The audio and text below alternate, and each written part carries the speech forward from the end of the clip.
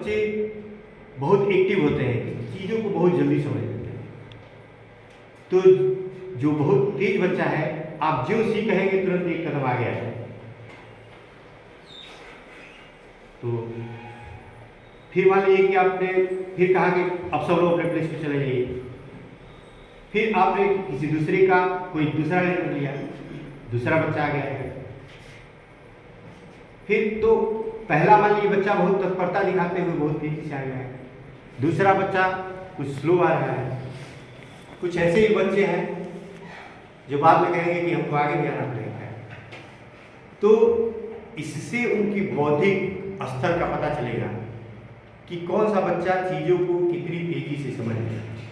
तो उससे कैटेगरी हम समझ सकते हैं कि कौन सा बच्चा, अब जो तेज बच्चे हैं जो चीज़ों को तेजी से समझ ले रहे हैं, इसी एक्टिविटी को अगर हम चाहें तो इससे उनका एक कैटेगरी बन गया कि जो तेज बच्चे हैं उससे स्लो है, उससे स्लो है। तो उनको चीज़ों को समझने का मौका मिलेगा। और उसके बाद से तेज जो बच्चे हैं उनको एक कैटेगरी कर दिए, उसका इसलिए जो स्लो लर्नर्स है उसको दूसरे में, उसके बाद तीसरा। तो उसके बाद से उसमें जो एक कैटेगरी के जो बच्चे हैं, अब उनके साथ उतना हमको मेहनत नहीं करना पड़ेगा क्योंकि वो काफ़ी तेज बच्चे हैं। और सबसे पहले मान लीजिए कि अगर हम किसी बच्चों को पढ़ाते हैं तो इंडिविजुअली उनको जानना भी जरूरी है। उनके पेरेंट्स से उनके बारे में जानना सबसे जरूरी है, क्योंकि सब बच्चे एक तरह के नहीं होते। छोटे बच्चे कुछ थोड़ा सा, किसी को कुछ पसंद होता है, किसी को कुछ पसंद होता है, उसमें भी बच्चे बहुत तरह के होते हैं। कुछ खेलना पसंद करते हैं, कुछ गाना पसंद करते हैं। तो जो जिस एक्टिविटी में, मतलब जो जिस एक्टिविटी को अडॉप्ट करता है या जिसमें इंटरेस्ट है उसको आगे किया जाए। अगर मान लीजिए कि इसी एक्टिविटी को हम अगर अदर क्लासेस में दिखाना चाहते हैं, तो जहाँ जिसको लेटर का ज्ञान हो गया, तो बच्चों को जैसे कि अब हम लोग को सिखाना है कि अब ए से एप्पल होता है, बी से बॉय होता है, सी से कैट होता है। तो अब जो नया जो ग्रुप बनाएंगे अदर क्लासेस में, उसमें जो बच्चों का नामकरण करेंगे, किसी को एप्पल बनाएंगे, किसी को कैट बना दिए, किसी को एलिफेंट बना दिए। और फिर वही प्रक्रिया को दोहरा रहे हैं कि यदि एप्पल कहते हैं तो जिसका नाम एप्पल है वो आगे आएगा। तो इससे बच्चे एक दो एक्टिविटी में जिसको जो नाम दिया गया है वो इजीली चीज़ों को समझ लेगा। और उसको तो जो एक्टिविटी में जो उसको नाम दिया गया है उसको काफ़ी दिनों तक याद रहेगा, और घर में भी जा करके अपने पेरेंट्स से कहेगा कि हमको आज ये स्कूल में बनाया गया। तो इस तरह से खेल खेल के माध्यम से भी बच्चों को हम लोग बहुत सारी चीज़ें सिखा सकते हैं।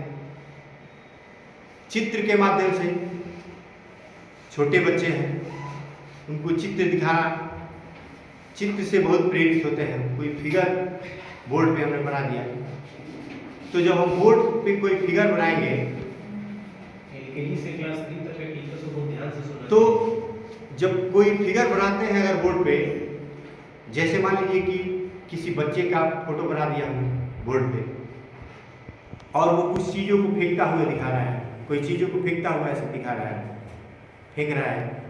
अब हम बच्चों से, छोटे बच्चों से पूछे कि बेटा ये कैसा लड़का है, ये क्या कर रहा है, तो बताएंगे कि ये चीज़ों को फेंक रहा है या जो कुछ भी कर रहा है। उसकी एक्टिविटी को समझ करके और चीज़ों को समझेगा कि क्या चीज़ ये कर रहा है। और उसके बाद से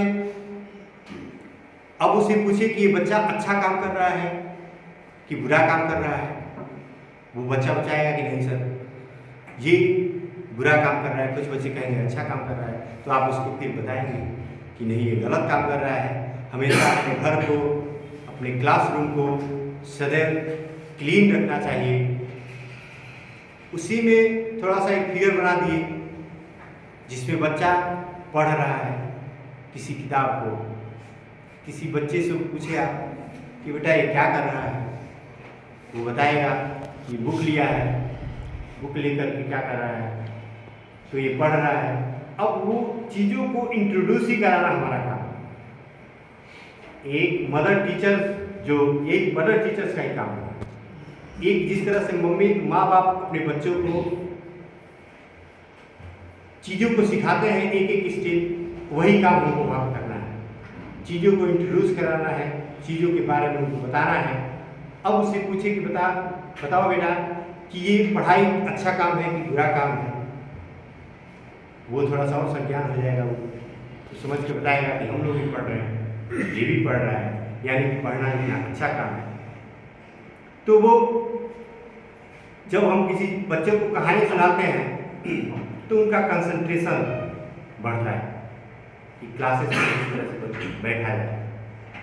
धीरे धीरे चीज़ों को वो समझता है। जैसे हमने बताया कि मिलियंस ऑफ जो न्यूरॉन्स होते हैं आपस में कनेक्ट होते हैं खेलने के हिसाब से या पढ़ने के हिसाब से, तो वो एक्टिविटीज़ भी होती है। दिमागी जो मतलब कि मानसिक जो विकास होता है बच्चों का, बैठ के, जैसे कि क्लास में 2 तरह के बच्चे होते हैं। एक जो बैठ करके चीज़ों को देख रहा है, वो चीज़ों को देखता है, वो भी उतना ही खुरापात करता है जो फिजिकली खुरापात कर रहा है। पीछे कुछ बैठ के इधर कूदता है उधर कूदता है, तो फिजिकली दौड़ रहा है, मतलब बॉडी को इधर नचा रहा है उधर नचा रहा है। और मेंटली दिमाग से वो सारी चीज़ों को टीचर्स जो बता रहे हैं वो उसका दिमाग वहाँ पहुँच गया। तो बैठे बैठे माइंड को कितना तेजी से दौड़ाना है, क्लासेस में बॉडी को कंसंट्रेट करते हुए और चीज़ों को किस तरह से पकड़ना है, ये इस प्रकार का जो क्षमता है ये बच्चों के अंदर ऊपर उभर के आता है यदि कहानी के माध्यम से या किसी गीत या और भी एक्टिविटी करा करके जब हम बच्चों को बताते हैं, तो इसमें बच्चे उस चीज़ों को और आगे की कक्षाओं में जा करके उनको क्लासेस में किस तरह से बैठ करके उच्च शिक्षा प्राप्त करना है, आगे की शिक्षा को प्राप्त करने के लिए वो हमेशा तत्परता दिखाते हैं। तो मैंने बताया कि चित्र के माध्यम से ही बच्चों को बताया जाता है, चित्र बना करके, और बच्चों को बताते हैं कि ये कौन सी एक्टिविटी कर रहा है, और उससे बच्चे बहुत सारे प्रोत्साहित होते हैं और चीज़ों को समझते हैं।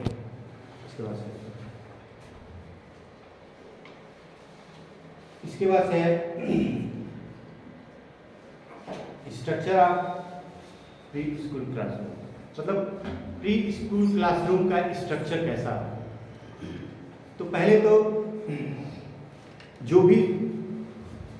जो सब्जेक्ट जो चीज़ें हम लोग बच्चों को बतानी है, जैसे मान लीजिए कि चिड़ियों के बारे में बताना है, तो क्लासेस में उस तरह के फिगर्स लगे हों, बच्चों से ही बनवाइए। अब बच्चों से थोड़ा सा कहा जाए कि तुम लोग ऐसा कि किसी के पास ऐसा शर्ट है या कपड़ा है या टी शर्ट है जिस पे चिड़ियाओं का फिगर बना है, जरूर होगा बच्चों को, क्योंकि छोटे जब पेरेंट्स जब छोटे बच्चों को जब कुछ कपड़ा वगैरह खरीदना होता है तो उसमें ऐसे ही जैसे डोरेमोन का और भी जो फिगर बना होता है, या कुछ बच्चे कहते हैं नहीं हमको चिड़िया जिसमें बना है वो वाला चाहिए। तो इस तरह के बच्चे जब, यानी कि वो चीज़ें हम तो प्रिपेयर हो रहे हैं उसको पढ़ाने के लिए, बच्चे मेंटली घर से ही प्रिपेयर हो जाते हैं, चीज़ों को समझने के लिए वो पहले से उत्सुक रहते हैं। तो उसमें हम लोग को उतना मेहनत नहीं करना पड़ता है उनको सब्जेक्ट की तरफ आकर्षित करने के, क्योंकि वो घर में अगर नहीं है तो पेरेंट्स बोलेंगे कि मैं उनको या सर हमको बोले हैं कि आप चिड़िया वाला या तो कपड़ा पहन के आओ या फिर एक फिगर पे चिड़िया का फिगर बना के आओ। आजकल तो लोग कंप्यूटर से निकलवा रहे हैं। तो उस तरह का एक माहौल जनरेट होगा स्कूल में। तो इस तरह का जो स्कूल जो है, पहले वहाँ पे जो हमको पढ़ाना है उस तरह का सीखना, उस तरह का माहौल क्लासरूम में क्रिएट करना है। उसमें जो है इस प्रकार की रीडिंग क्रिएटिव माहौल होना चाहिए, बच्चा करने के लिए तत्पर हो, जब उसको लगे कि हमको ये चीज़ें करनी चाहिए। और चीज़ों को वो अच्छी तरह से एक्सप्रेस करे, एक दूसरे से जो है कम्युनिकेट करे। मान लीजिए पहला लड़का कुछ दूसरा बना के लाया, वो किसी दूसरे का फिगर बना के लाया, वो आपस में बताएंगे कि हम एक पैरट बना के लाए हैं, आप एक पीकॉक बनाए हैं। तो ये सारी चीज़ों को, और वो बर्ड्स के बारे में बहुत सारी चीज़ों को सीखेगा। मान लीजिए हमको ट्रीज के बारे में बताना है, अलग अलग ट्रीज होते हैं, तो उसको बताया जाए, उस तरह के सिचुएशंस क्रिएट किए जाए क्लासेस में। ट्रीज के बारे में बताएं हम उसको कि ट्रीज से हमको क्या फ़ायदा है, क्या नुकसान है, चीज़ों से उनको इंट्रोड्यूस कराया जाए। क्योंकि प्री स्कूल टीचिंग का यही महत्व है कि बच्चों को चीज़ों के बारे में बताया जाए और उनको चीज़ों से जोड़ा जाए, ताकि वो आगे की कक्षाओं के लिए अपने आप को प्रिपेयर करें। छोटी छोटी चीज़ें उनको ना बताया जाए, और जो कुछ भी एक घर और परिवार और परिवेश में जो चीज़ों की आवश्यकता होती है उसके बारे में उनको बताया जाए। तो इसका मेन उद्देश्य है ये तत्परता कार्यक्रम है, बच्चों को तत्पर बनाना किसी कार्य के लिए, और उनके अंदर बौद्धिक विकास, शारीरिक विकास, मानसिक विकास के लिए खेल के माध्यम से और फिगर के माध्यम से, कहानी सुना करके, राइम्स को गा करके, और उनको जो पढ़ाया जाए, इस प्री स्कूल टीचिंग का यही महत्व है, यही उद्देश्य है।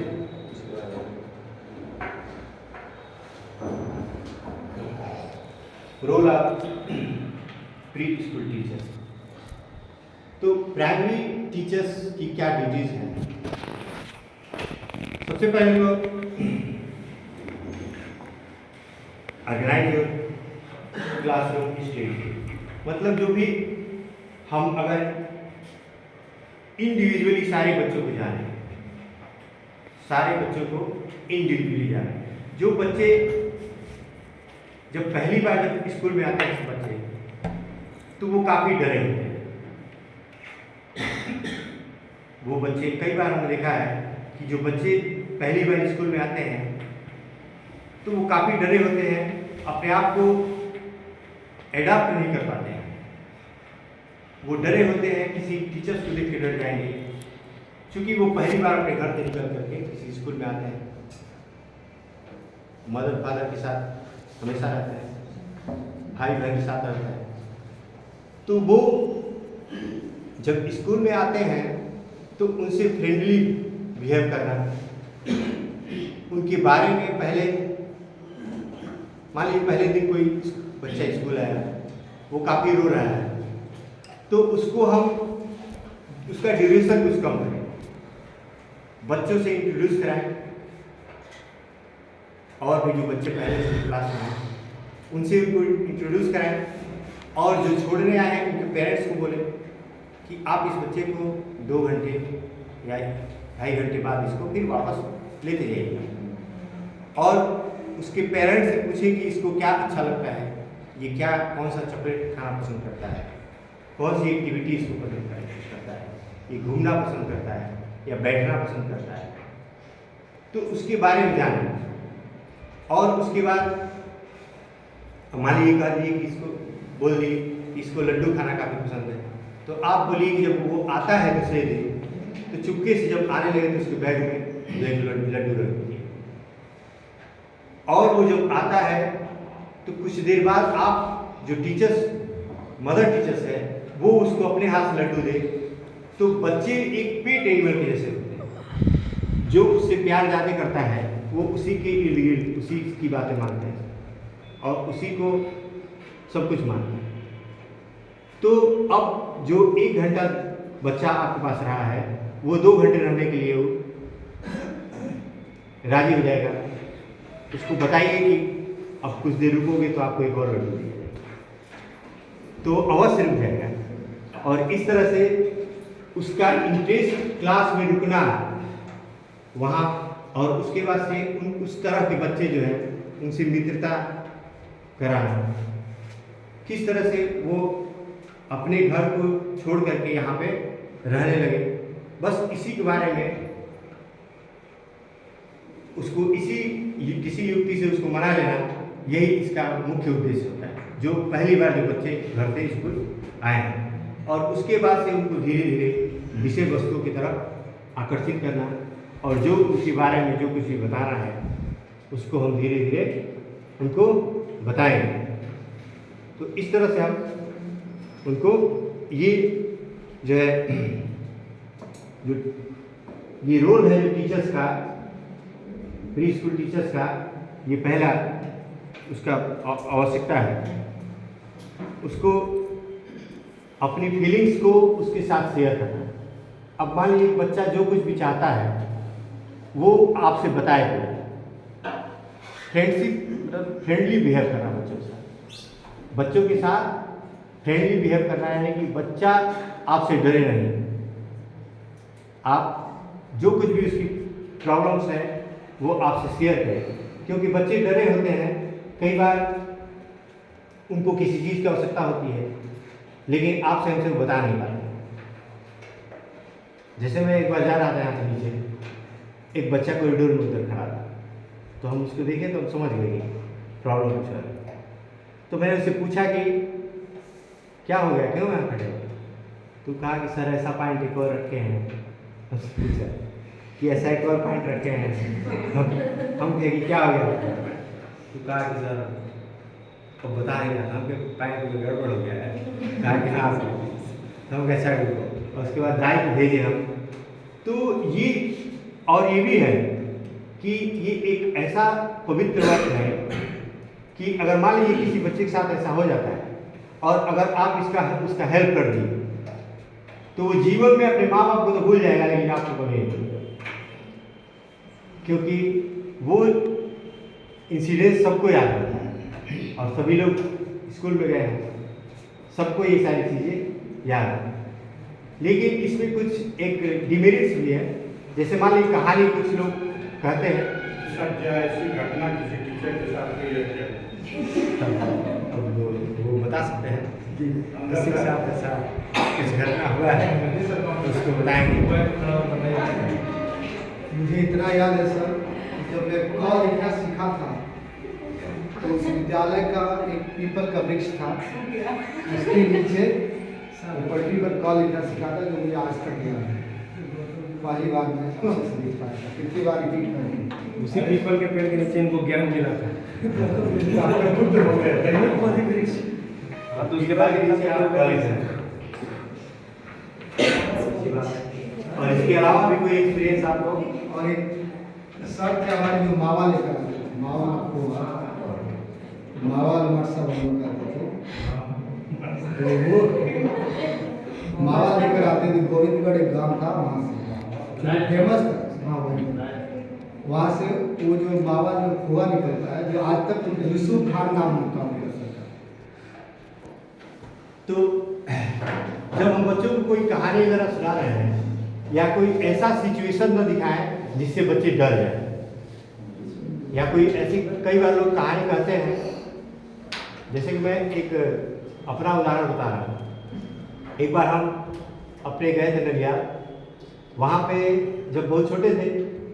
अब हम जब गए वहाँ पे तो एक बाजार था, वहाँ पे वो मदारी दिखाने वाला खेल दिखा रहा था। और हम गए, जब वहाँ खेल देखे तो वो उसमें मदारी गर्दन वगैरह काट देते हैं सब लोग। और मेरे वही इंसिडेंस तुरंत हम पहुँचे और वही दिखा दिया। और उसके बाद जब स्कूल गए तो उसी टाइप के एक टीचर हमको दिख गए। अब हम उस टीचर को देख के बहुत रोते थे कि टीचर वही वाला है, ठीक, लेकिन हम किसी से बता तो पा नहीं रहे थे। अब हमको उस दूसरे टीचर्स के पास ले जाया जाता था और हमारी सिस्टर थी, वो हाथ पकड़ के जबरदस्ती ले जाती थी और हम उनके पास जाने से डरते थे। और जैसे हमारे किसी बच्चे डरते हैं तो अब हम सिटी में टिकू हो जाता था। लेकिन धीरे धीरे तो मुझे ये फीलिंग्स हुई कि मतलब ऐसा इंसिडेंस बच्चों को नहीं दिखाना चाहिए जिससे वो डरे, या कोई ऐसी कहानी नहीं सुनानी चाहिए जिससे बच्चे डरे। जैसे कि जो मतलब कि जो भूत वगैरह वाली कहानी जो कहाई जाती है और उसमें बच्चे काफ़ी इंटरेस्टेड भी होते हैं सुनने के लिए, लेकिन वो सुनने के लिए तो इंटरेस्टेड होते हैं, लेकिन कुछ अकेला कभी रहा हो या पेरेंट्स नहीं है साथ में, तो इसमें वो बहुत डर जाता है। तो इसलिए उनको ऐसी स्टोरी सुनाई जाए जो चीज़ों को रिलेट करता है, जिसका अपना एक उद्देश्य हो।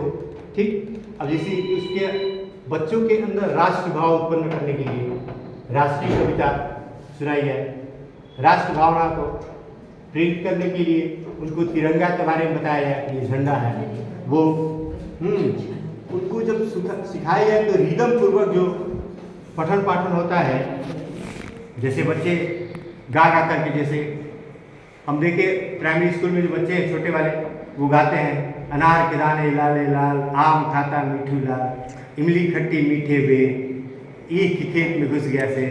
तो इस तरह का जब रिदम बच्चे सुनते हैं तो वो आपको कहना नहीं पड़ेगा, एक बच्चा शुरू किया दूसरा शुरू कर देगा। अब जब बच्चे एक्सप्लोर होना शुरू हो जाएंगे, जब आपके सामने वो मतलब कि हृदय से जब बोलना शुरू करेंगे, तब आप जो कुछ भी कहेंगे वो सुनेगा। जैसे आपने भारत माता की आप बोलिए एक बार, सारे बच्चे जय बोलेंगे। एक बार बोल दी भारत माता की, वो अगर मतलब बस में जा रहा है और कहीं से कान में सुनाई दे दिया भारत माता की, तुरंत जय बोलेगा। तो ऐसी एक्टिविटी उनके साथ किया जाए, ऐसी चीज़ें उनको बताई जाए जो वो बार बार सुनने के लिए आतुर रहे और इंटरेस्ट बढ़े।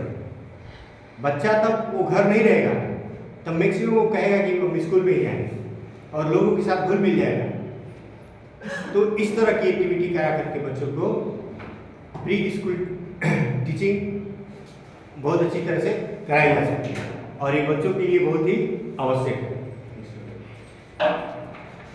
इसके बाद duty, basic need of pre school teachers. Kids must be safe and sound with their basic survival needs. The shelter, foods, clothing, medical care और प्रोटेक्शन फ्रॉम द हार्म्स। मतलब कि अब 3 से 6 साल के बच्चों को सबसे पहले तो उनका न्यूट्रिशन भी अच्छा होना चाहिए। पेरेंट्स को ये बताया जाए कि इनको हेल्दी फूड्स की आवश्यकता है इस उम्र में, क्योंकि बच्चे दिन भर खेलेंगे और इधर उधर की एक्टिविटी कूद फान वाला करते हैं, तो उनको एक हेल्दी फूड की आवश्यकता होती है जिससे कि उनका मस्तिष्क विकास अच्छे तरीके से हो सके। और उसके बाद उनका सही समय पर टीकाकरण। बहुत सारी बीमारियां हैं, बीमारियों से लड़ने के लिए बहुत सारे चीचक के, अब तो हेपेटाइटिस बी और भी तरह के बहुत सारे जो टीकाकरण जो होते हैं वो समय समय से उनको करवाया जाए। और मेडिसिन के बाद उनका देख रेख एक पीस, मतलब कि जब वो घर पे जाए तो कुछ शांत का माहौल बन गया, जो वो कहें उसको मान लिया जाए कुछ देर के लिए, क्योंकि बच्चे थोड़ा नटखट होते ही हैं, तो उनको एक सेटिस्फेक्शन मिले अपने कार्यों से। यहाँ से करने के बाद जब वो घर जाते हैं तो एक उसको पॉजिटिव इन्वायरमेंट मिले पेरेंट्स के द्वारा, और जो कुछ भी चीज़ें स्कूल में बताई गई हों वो बच्चों को ना बताकर उनके पेरेंट्स को बताया जाए कि ये सारी चीज़ें ऐसी एक्टिविटी इनके द्वारा कराया गया है। और जो जितना देर आपके साथ रहता है, अगर आप इससे कोई भी बात करते हैं तो इस टॉपिक को मतलब घुमा फिरा के इसी चीज़ों पर आप बात करें, तो जिससे बातों को आप हमारे कहने के बाद दूसरे दिन तक बच्चा को याद है, क्योंकि बच्चों को जितने जल्दी सीखते हैं उतना ही तेजी से वो भूल जाते हैं। तो ये सारी चीज़ें उनको हमेशा, तो ये बेसिक चीज़ है बच्चों की। ठीक है, प्रोटेक्शन। नेक्स्ट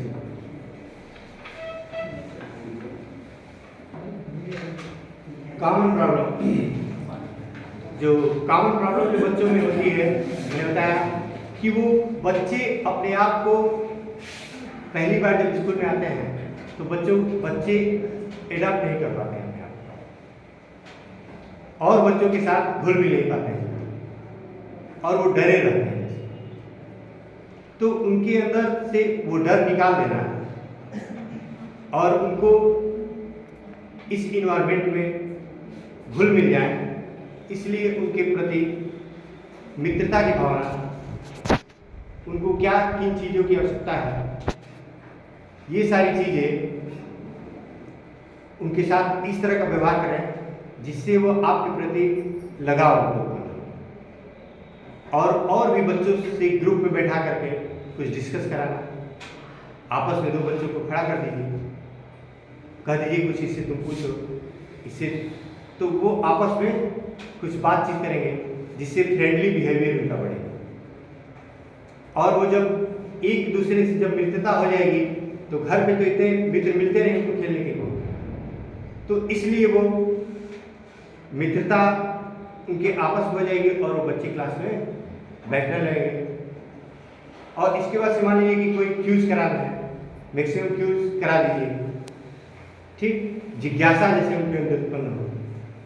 मान लीजिए कि 2 लिख दिए, बीच में थोड़ा सा गैप लिखे, फिर 2 लिखे और फिर बताए कि बताओ कितना होता है, तो इसको, और उसके बाद हम लिख दिए 4, तो बताइए कि ये प्लस करने पे इतना आएगा या इंटू करने पे आएगा। या हमने क्या किया कि उनको दे दिए 2-3 पेन दे दिए उनको, या लकड़ी दे दिए और कह दिए इसी कोई शेप बनाओ तो बच्चे वो शेप बनाएंगे। 3 लकड़ी दे दिए, कहेंगे ये कैसा शेप बन रहा है, 4 दे दिए, या उनको बच्चों को बताया कि ट्रेंगुलर शेप में आप खड़े रहेंगे।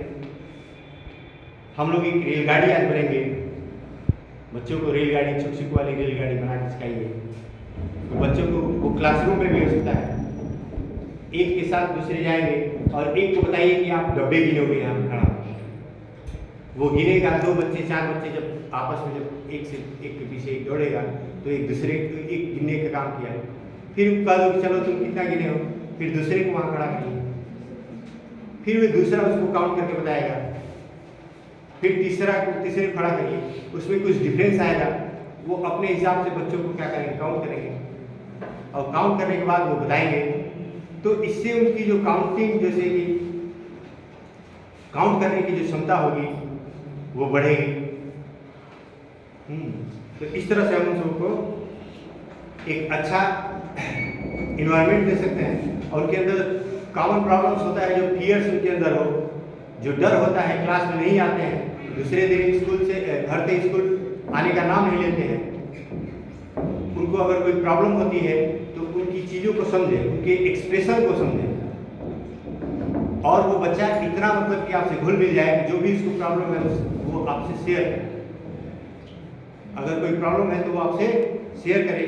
ये बच्चों के अंदर काफ़ी इस तरह का कॉमन प्रॉब्लम होता है जिसे हम इजीली सॉर्ट आउट कर सकते हैं। इसके बाद किस पर कुछ टिप्स है, tips for new pre school teachers. अगर कोई न्यू प्री स्कूल टीचर्स है तो उसको क्या क्या चीज़ें ध्यान में रखना चाहिए, कैसे वो अपने आप को एडाप्ट करें बच्चों के प्रति, ये इसके बारे में। पहला है स्टेबलाइज रेगुलर रूटीन शेड्यूल, मतलब उनको एक शेड्यूल बनाना है कि बच्चों को क्या हमको सिखाना है, किस तरह की एक्टिविटी करानी है, वो उनका एक शेड्यूल बनाए इस चीज़ को। जैसे मान लीजिए कि हमको पेड़ के बारे में बताना है, पक्षियों के बारे में बताना है, या किसी जानवर के बारे में बताना है, तो बच्चों को उस तरह का एक टीम बनाए, उनका कुछ नाम, मतलब जानवर के बारे में बताना है, किसी को खरगोश बनाइए, किसी को शेर बनाइए। अब बताइए कि आप जो शेर होता है वो राजा होता है, सबसे ताकतवर होता है। ये खरगोश है, ये केवल क्या करता है, घास खाता है, ये फ्लैश वगैरह नहीं खाता है। तो ये चिड़िया है, ये चिड़िया क्या करती है, हमेशा पेड़ों पे रहती है। तो वो चीज़ों को समझेगा कि किसकी आवश्यकता कहाँ पर है, इस चीज़ को छोटा बच्चा समझेगा।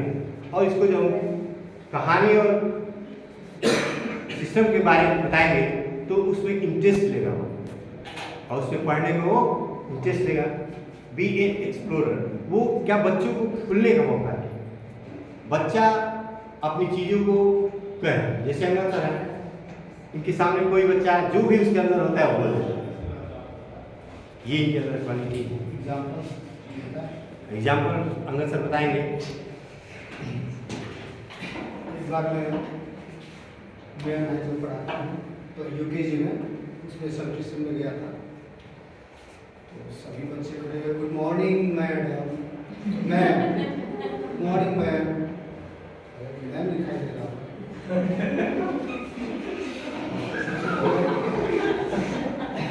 उसके बाद में जो भी बच्चा एंटर कर रहा है वो गुड मॉर्निंग मैम, फिर कहते सर, बातें बोल रहे हैं। 2-4 दफे ऐसे हुआ तो फिर मैंने, क्या बात है सब मुझे मैम ही बोल रहे हैं। एक लड़का काफी ईगर था उसमें, उनको डाउट हो गया।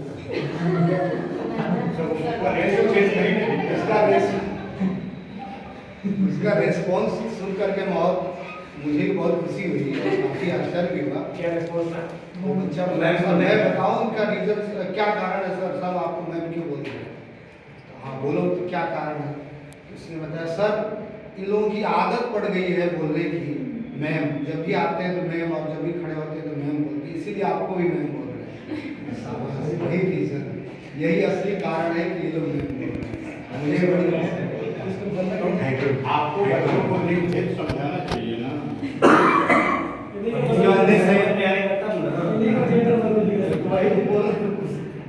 चाहती तो वो क्या बोल रहा है। Thank you. Get to know every child as a unique individual. सभी बच्चों को इंडिविजुअल जाने, जो टीचर्स हैं सभी बच्चों को इंडिविजुअल जाने। जैसे मान लीजिए किसी क्लास में जो छोटे क्लासेस हैं उसमें 25-30 बच्चे होते हैं, हम क्या करें, उनका ग्रुप बनाएं। अब इतना आसान तो है नहीं कि मतलब एक ही दिन सभी पेरेंट्स से मिल लेगा सारे बच्चों से, तो उनका 5-5 का ग्रुप बना लें। 6 डेज 1 वीक लगेगा, 1 वीक यानी कि वीक में एक दिन हम सभी बच्चों से 5 बच्चों से मिलें। ज़्यादा समय नहीं, 3-3, 4-4 मिनट सबको दिए और उनसे सबको मिल लिए कि भाई तुम बताओ इस हफ्ते क्या किए हो, तुम्हारे मम्मी पापा तुमको क्या अच्छा खिलाए थे, तुम्हारे मम्मी पापा कब आते हैं, तुमको कहाँ घूमना पसंद है, तुम कहाँ गए थे। तो वो बच्चा इंडिविजुअली अपने बारे में आपको बताएगा, तो उसको एक लगाव हो जाएगा।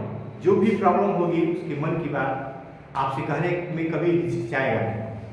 जैसे वो अपने पेरेंट्स से सारी बातें शेयर कर लेता है, उसी तरह से एक टीचर से भी उसको कुछ भी कहने में आहस नहीं लगेगा, और जो भी चीज़ें आप बताएं उसको समझ में आया कि नहीं आया वो इजीली आपको बता देगा, और आपको भी आसानी रहेगी।